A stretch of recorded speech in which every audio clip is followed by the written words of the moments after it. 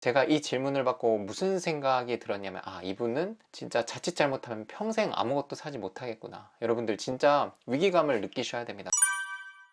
안녕하세요. 경매하는 직장인 경자인입니다. 오늘 영상에서는 여러분들께 좀 세게 말씀드리려고 합니다. 제가 받은 질문이 있어서 말씀을 드리려고 합니다. 질문 내용은 이거예요. 무주택자인데 실거주로 내 집 마련부터 할까요? 아니면 투자부터 할까요? 아니면 투자로 아파트를 할까요?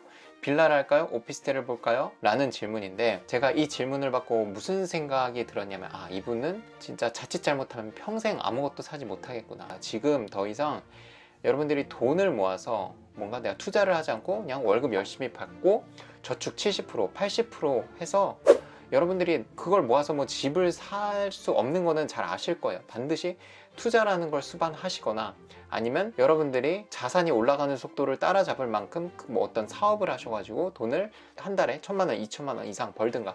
그게 아니라면 여러분들이 회사 다니고 있다, 월급을 받고 있다, 뭐 아르바이트를 하고 있다, 그러면 반드시 여러분들이 뭔가 투자해 놓은 게 있어야 돼요. 믿는 구석이 있어야 됩니다. 주식, 코인, 부동산. 하지만 저는 부동산이 그 중에서 가장 안정적이라고 봐요. 굉장히 유명한 유튜버이신 신사임당 님도 출연해달라는 출연자의 요청 메일을 받아보면 100에 95개 이상은 부동산이라고 해요. 그게 무슨 말일까요? 부동산으로 돈을 번 사람이 주식, 코인을 합친 것보다 월등히 많다는 거예요. 그만큼 성공률이 높다는 거죠. 그래서 여러분들께도 정말 큰 성과를 만들지 못한 분들, 배워본 적이 없으신 분들은 부동산부터 하셨으면 좋겠어요.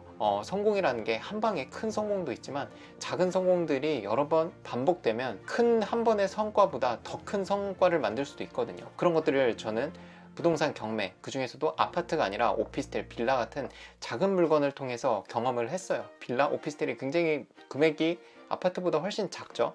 하지만 작은 만큼 훨씬 더 세금적인 측면에서도 저렴하고요. 여러 개를 갖고 있다고 해서 뭐 대출액이 많아지는 것도 아니기 때문에 리스크가 뭐 10억짜리 아파트보다 훨씬 더 적습니다. 시세가 떨어지더라도 똑같이 10%가 떨어져도 아파트 10억짜리는 1억이 떨어지는 거지만, 뭐 1억짜리 빌라, 2억짜리 빌라가 10% 떨어져 봤자 1,000만 원, 2천만 원이에요.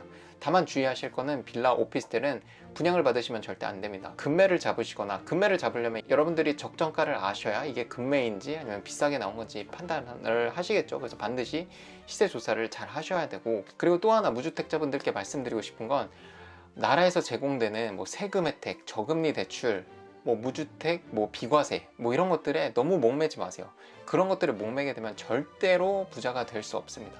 계속 여러분들을 무주택자로 묶어두는 어떤 장치거든요. 그걸 혜택이라고 보시면 안 돼요. 저는 그런 것들을 오히려 족쇄라고 봅니다. 더 나아가서는 저는 청약에 대해서도 되게 부정적인 생각을 갖고 있어요. 왜냐면 청약이라는 게 기본적으로 무주택 기간을 오랜 기간 유지해야 되기 때문에, 이게 무주택 기간을 오래 유지해서 청약이 되면 다행이지만 안 되면 그 기간 동안 투자 못한 거, 그리고 그 기간 동안 집값이 올라간 거 누가 책임질 겁니까? 아무도 책임 안 져줘요. 그리고 투자를 해보신 분들은 아시겠지만 이 기간 동안에 투자를 해서 성과를 만들기 시작하면 청약 몇 채 이상 된 거 이상으로 성과를 만들 수 있습니다. 제가 책을 내면서도 뭐 어떤 슬로건처럼 3년 만에 뭐 40억 자산 이렇게 말씀을 드렸지만, 3년 동안 40억이 아니라 뭐 100억을 만드신 분도 계시고 훨씬 더 그 이상을 만드신 분이 계세요. 하지만 청약으로 여러분들이 되려면 3년이 아니라 5년, 10년 이렇게 가야 되는데, 아니 3년 동안 50억을 만들 수 있는데 10년 무주택 유지해서 아파트 한 채 받으면 그게 뭐 얼마나 싸게 받을 수 있나요? 물론 신축 아파트를 싸게 받는 건 정말 큰 메리트죠. 하지만 투자를 한다면 그런 청약으로 받을 수 있는 아파트 몇 채를 사고도 남을 만큼 여러분들이 그런 투자 성과를 맞출 만한 기회를 놓치고 있다라는 걸 좀 말씀을 드리고 싶어요. 그래서 절대로 세금 혜택 이런 거에 목매지 마시고, 지금 바로 가서 무주택자이신 분들은 지금 투자자들이 세금, 그리고 저 같은 이제 다주택자들이 대출이 안 나오고 세금이 많이 나올 때 무주택자분들한테는 오히려 기회예요. 저 같은 사람들이랑 경쟁을 안 하셔도 되니까. 그래서 특히나 경매 이런 시장에는 지금 사람들이 많이 줄었고, 아파트도 제가 어제 간 것도 한 20명 정도? 왜냐면 감정가가 5억이었는데 이미 시세가 7억 이상으로 찍혀 있는 거였거든요. 근데 거기에 한 명 들어왔어요. 한 명 들어와서 6억에 써갔습니다. 1억을 싸게 받아가셨어요. 혼자 들어와서. 근데 그분이 5억을 썼으면 5억에 낙찰되는 거였어요. 왜냐면 경쟁자가 없었거든요. 이게 지금 경매 시장의 상황입니다. 들어와서 받으면 2억을 그냥 벌고 가는 거예요. 물론 자금 계획은 세워야겠죠. 대출이 나오는지, 내가 잔금을 낼 수 있는 여력이 되는지, 이런 것들은 여러분들이 확인을 해보셔야 됩니다. 그래서 이 영상을 보시고 지금 대출도 안 나오고, 뭐 실거주 요건이 아니면 대출도 안 나오고, 1주택이면 대출이 안 나오고, 이런 거는 여러분들이 핑계입니다. 1주택이어도 무주택이어도 규제 지역의 아파트에 대출받을 수 있는 방법이 있어요. 정말 막말로 법인을 설립해서 요즘 펀딩이라는 대출을 해주는 분들이 계시거든요. 규제에 전혀 적용을 받지 않아요. 왜냐면 금융기관이 아니기 때문에. 돈이 좀 있으신 분들이 모여서 어떤 펀딩 사업을 하시는 거거든요. 근데 펀딩이라고 하면 또 위험하니까 하면 안 된다 라고 하시는 분은 그냥 안 하시면 되고, 저 같은 투자자들은 그분들의 신용도를 아니까 하거든요. 그러니까 그런 대출을 받으면 한 70%, 80%까지 대출이 나와요. 그러면 5억짜리 아파트를 살 때 80% 대출을 받으면 1억 2천 정도면 취득세 내고도 잔금 납부까지 할 수 있단 말이죠. 내 돈 1억 2천으로 5억짜리를 살 수 있어요. 지금 같은 규제 지역, 규제 상황 안에서도. 대신 법인을 만들기 위해서 들어가는 돈들, 그런 거는 고려를 하셔야겠죠. 지금 대출 상황이 어떻게 되고 어떻게 해야 대출을 받을 수가 있는지.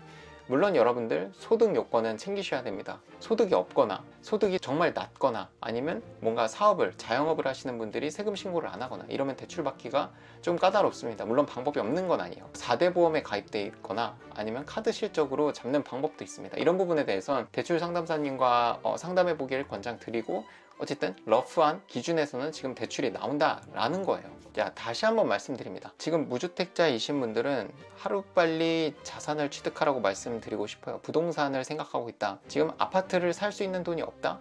돈 모아서 아파트 평생 못 삽니다. 지금 살 수 있는 거, 아파트를 못 사면 오피스텔, 빌라, 이거는 뭐 3천만 원, 4천만 원, 5천만 원만 있어도 투자가 가능하니까 그런 것들을 채수를 늘려가면서 전세를 올려받으면서 아니면 경매로 싸게 받으셔가지고 전세 받아서 풀피를 만든 다음에 3천만 원이었던 걸 5천만 원, 6천만 원, 7천만 원으로 만든 뒤에 점차적으로 거기에 플러스 알파로 이제 모으시는 돈을 추가해서 아파트로 가셔야지, 지금 당장 3천만 원 있는데 내가 돈 모아서 아파트를 사겠다? 여러분들이 돈 모으는 동안 아파트는 그때 그 가격이 아닐 겁니다. 더 많이 올라 있을 거고, 규제가 심해질 것 같진 않지만 어쨌든 돈은 대출이 나오더라도 여러분들 대출이 100% 나오는 게 아니면 어쨌든 여러분들 돈이 있어야 되는 거니까 집값이 오르면 따라가기가 어려워요. 이런 부분들을 인지를 하시고 앞으로 정권이 바뀌면서 대출은 더 잘 나올 것 같아요. 그런 기회를 잡으시려면 기본적으로 부동산에 관한 내용은 여러분들이 알고 계시고 준비가 돼 있으셔야지 투자를 할 수 있겠죠. 그런 내용들을 제 책이나 강의에 저는 담고 있고, 제 강의가 아니더라도 또 저보다 더 훌륭하신 분들의 책들이나 강의들이 있으니까 그런 걸 통해서 여러분들이 빡빡한 인플레이션 상황 속에서 밀려나지 않으셨으면 좋겠습니다. 그래서 밀려나지 않으려면 여러분들이 자산이 있으셔야 된다. 돈만 모아서는 이 속도를 따라잡을 수가 없다. 이런 말을 마지막으로 말씀드리면서 영상 마무리하도록 하겠습니다. 긴 영상 봐주셔서 감사드립니다.